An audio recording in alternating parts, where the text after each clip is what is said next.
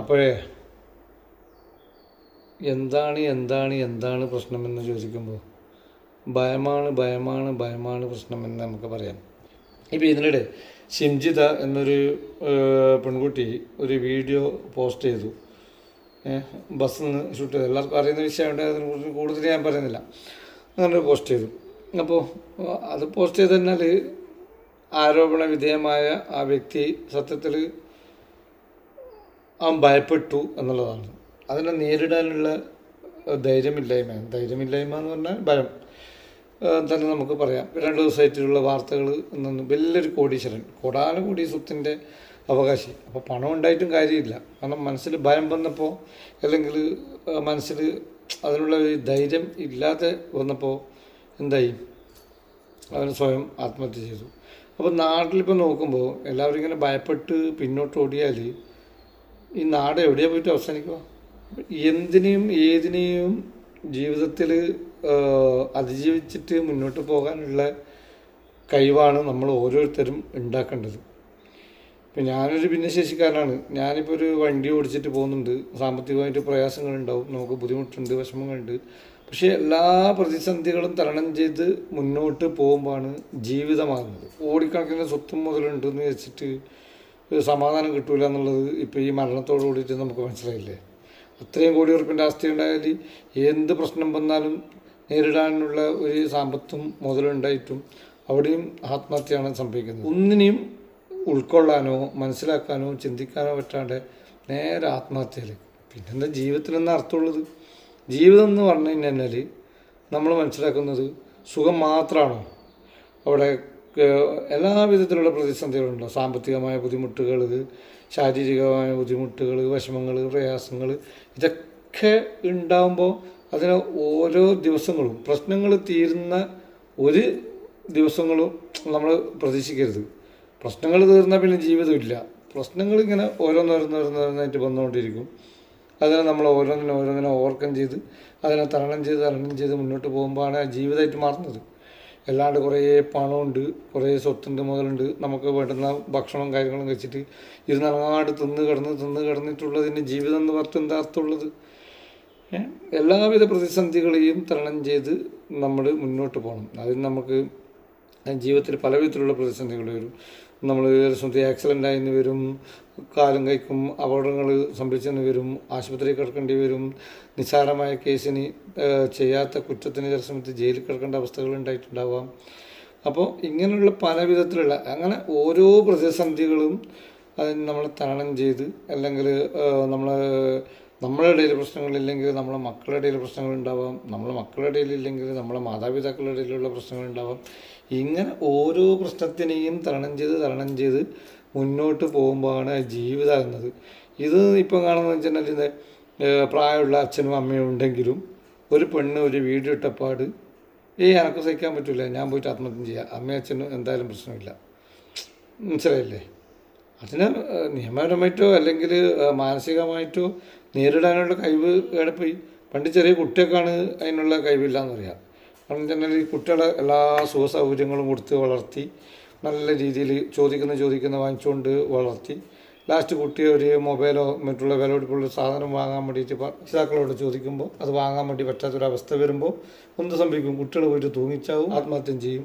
അത് ഭയപ്പെട്ടിട്ട് നമ്മൾ ഓരോ കാര്യങ്ങൾ കുട്ടികൾക്ക് ചോദിക്കുന്നതിനനുസരിച്ചിട്ട് എങ്ങനെയെങ്കിലും ചെയ്തു കൊടുക്കാൻ വേണ്ടിയിട്ട് ശ്രമിക്കും.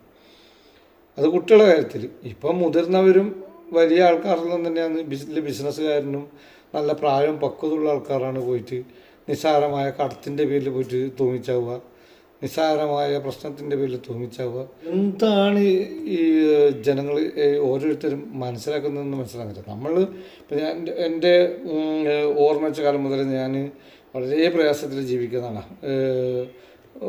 എൻ്റെ ഓർമ്മ വെച്ച കാലം മുതൽ ഞാൻ നടക്കുന്നില്ല, പോളിയോ ബാധിച്ചിട്ട് കാലിന് വയ്യാത്ത ആളാണ്. പ്രതിസന്ധികളെ തരണം ചെയ്ത് ഇന്നിങ്ങനെ തള്ളിപ്പോകുന്നുണ്ട്. മനസ്സിലായി? എത്രത്തോളം പോകുന്നറിയില്ല. പക്ഷേ നമ്മളായിട്ട് എന്തിനും ജീവിതം ഇല്ലാണ്ടാക്കുന്നത്?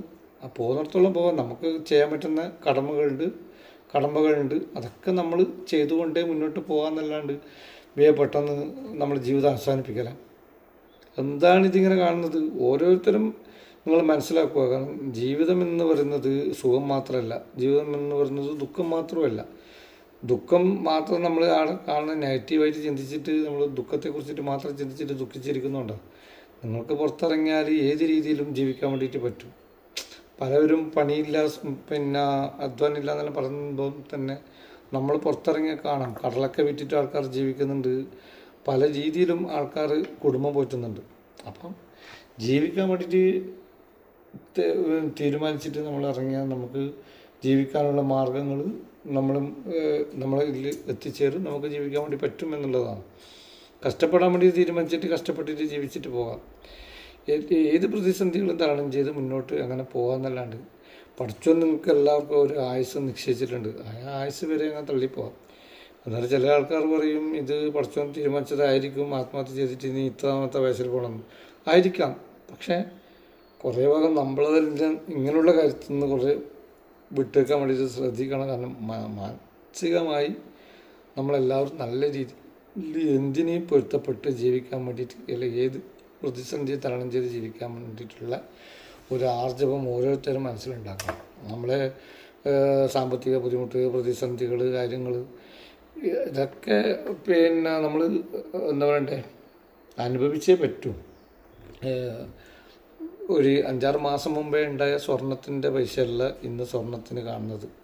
ലക്ഷങ്ങൾ കഴിഞ്ഞ് പോകുന്നു എന്ന് കരുതിയിട്ട് നമുക്ക് കല്യാണത്തിന് എത്ര വലിയ സ്വർണം കൊടുക്കണം, ഇത്ര വലിയ സ്വർണം കൊടുക്കണം എന്നെല്ലാം വിചാരിച്ചിട്ട് ടെൻഷൻ അടിക്കുന്നതിന് സ്വർണം കൊടുക്കാതിരിക്കാൻ വേണ്ടിയിട്ട് നമ്മൾ ശ്രമിക്കുക.